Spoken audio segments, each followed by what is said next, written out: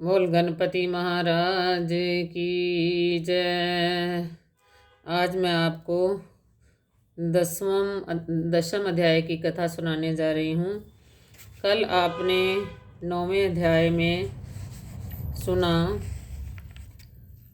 कि किस तरह शुभ कर्मों के बारे में देवदूत है जो है यमराजपुरी में देवदूत वैश्य के पुत्र के साथ वार्ता कर रहे हैं और उनसे शुभ कर्मों की कल उन्होंने पूरी व्याख्या की कि मांग मास करने से हमें क्या प्राप्त होता है, एकादशी का व्रत करने का क्या महत्व है, ओम नमो शिवाय का हमें निरंतर जाप करना चाहिए इस महीने में, और सत्कर्मों का हमें क्या फल मिलता है। ये सारा 8वें और 9वें अध्याय में वैश्य पुत्र को देवदूत ने बड़ी अच्छी तरह से समझाया और उनको समझाने से हमारे को भी इशारा किया कि हमने अपना जीवन कैसे व्यतीत करना चाहिए। अब आगे आज 10वें अध्याय में जब इतना कुछ सुनने के बाद, इतने सत्कर्मों के बारे में सुनने के बाद, तब विकुंडल ने अपने बड़े भ्राता की मुक्ति का भी साधन पूछा कि मैं स्वर्ग में जा रहा हूँ तो मेरा भाई जो है वो नरक में से कैसे मुक्त हो सकता है। तो आगे महर्षि वशिष्ठ ने राजा दिलीप से कहा कि देवदूत के ये वचन सुनकर विकुंडल जो है श्रद्धा से गदगद हो गए। जब उन्होंने सत्कर्मों के बारे में इतना डिटेल से सुना तो बहुत ही गदगद हो गए। तो उसने कहा कि हे विष्णुदूत, आपने मेरी अज्ञानता का अंधकार का नाश कर दिया है। यानी कि मुझे कुछ भी अज्ञानी था मुझे कुछ भी नहीं पता था कि जीवन कैसे हमें व्यतीत करना चाहिए। ये जीवन कोई खाने पीने के लिए नहीं हमें मिला, पहनने के लिए नहीं मिला कि अच्छे कपड़े ही पहने, अच्छा खाना है, अच्छा पीना है। ये बहुत अच्छी बात है, खाओ पियो अच्छा, लेकिन उसके साथ हमने अपने प्रभु के लिए भी कुछ ना कुछ समय निकालना है, जिसने हमें इतना सुंदर ये जीवन दिया है।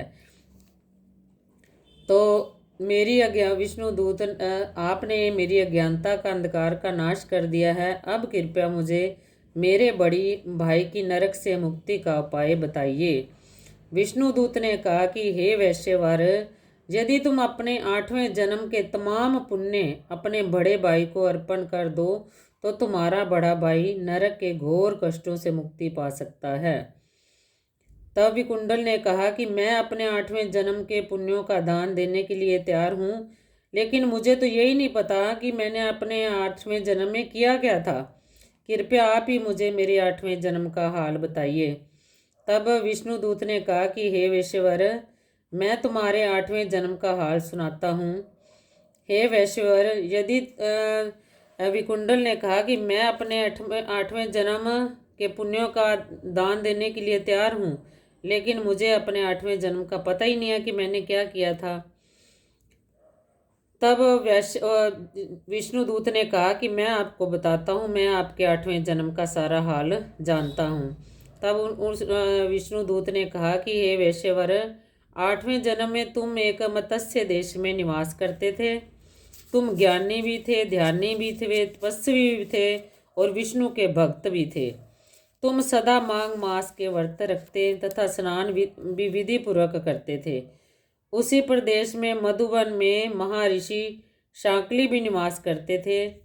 उनकी पत्नी रेवती भी सती साध्वी धार्मिक व पतिव्रता स्त्री थी। रेवती भी सती साध्वी धार्मिक व पतिव्रता स्त्री थी। रेवती ने आगे 9 पुत्रों को जन्म दिया। ऋषि के 5 पुत्र ध्रुव, शशि, बुध, तार तथा ज्योतिषमान अग्निहोमी थे। वे धार्मिक रूप से गृहस्थ आश्रम में जीवन व्यतीत कर रहे थे। महर्षि के शेष जो 4 पुत्र थे वो निर्मोही, जीतमय, ध्यान काम तथा गुणाती, विरक्त तथा पूर्ण सन्यासी थे।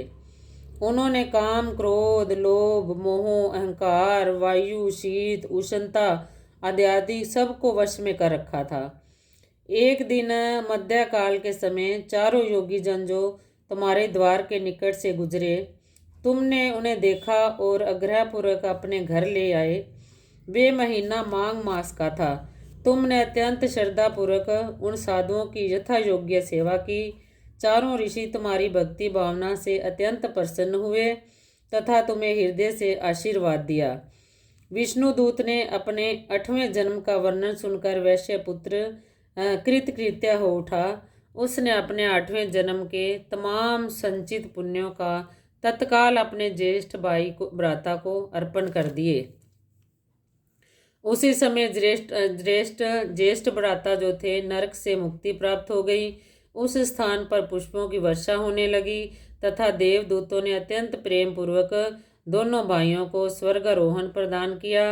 अतः हे राजन, जो भी श्रद्धा पूर्वक माघ मास के व्रत पूजन तथा महात्म का पठन पाठन करेगा वह निस्संदेह निष्पाप होगा, शास्त्रों गोदान के पुण्य फल को प्राप्त करेगा तथा विष्णु लोक को अग्रसर होगा। इति माघ मास महात्म 10वां अध्याय समाप्त। बोल उमापति महादेव की जय। ओम त्र्यंबकं यजामहे कर्पूरगौरं करुणावतारं संसारसागरं भुजगेन्द्रहारं सदा वसन्तं हृदयारविन्दे त्वं भवानी सहितं नमामि।